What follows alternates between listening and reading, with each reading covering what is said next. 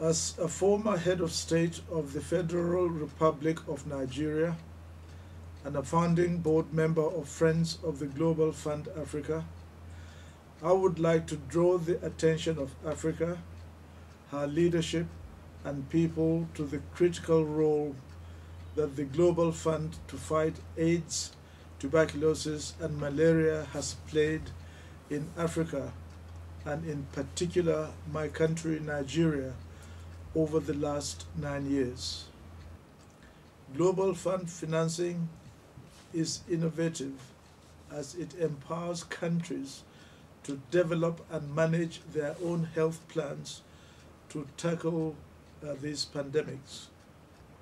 As a former head of state who is personally aware and understands the competing priorities that African leaders and governments have as they strive to better the lives of their people while facing various development challenges, it is my firm belief that investing in everyone's health and lives while prioritizing the future of our women and children will produce great dividends for countries through increased productivity and stronger economies.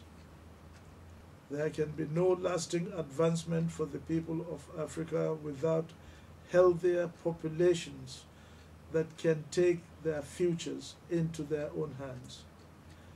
I feel honored to be called upon to be one of the champions for health in Africa, and I call on all African heads of states, presidents, former and current, to support the Global Fund's replenishment politically and financially, and be committed to health system funding both globally and domestically.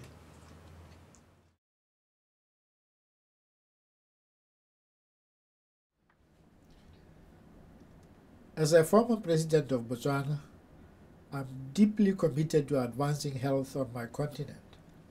That is why I joined Friends of the Global Fund Africa's Champions for Health campaign to encourage all of us to unite in promoting the issue of health in Africa. The turn of the millennium produced two extraordinary health targets for Africa and the world. The Abuja Declaration committed African governments to allocate 15% of their national budget to health, while the Millennium Development Goals proposed a set of compelling targets for global health advancement by 2015. These targets might seem ambitious, but I believe strongly that with renewed political and financial will, they are achievable.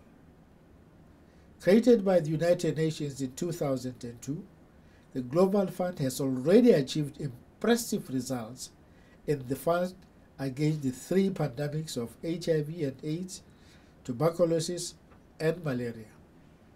It has disbursed over $18 billion United States dollars in health projects worldwide, and in Africa, which bears the majority of the disease burden, it has committed over $10 billion US dollars. The Global Fund is the single largest multilateral funder for the three pandemics in Africa. If we are to achieve the health-related Millennium Development Goals, the Global Fund must continue to play a critical role.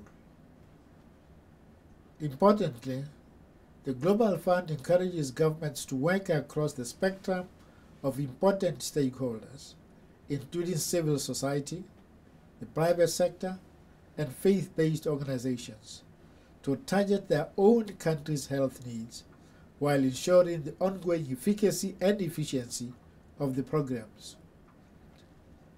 As a continent, Africa's advancement is inextricably tied to health. If we are to assure our future as a prosperous continent, we must focus our resources now. I hope that all of us can unite in renewing our commitment to health and in supporting the Global Fund. I thank you very much for your attention.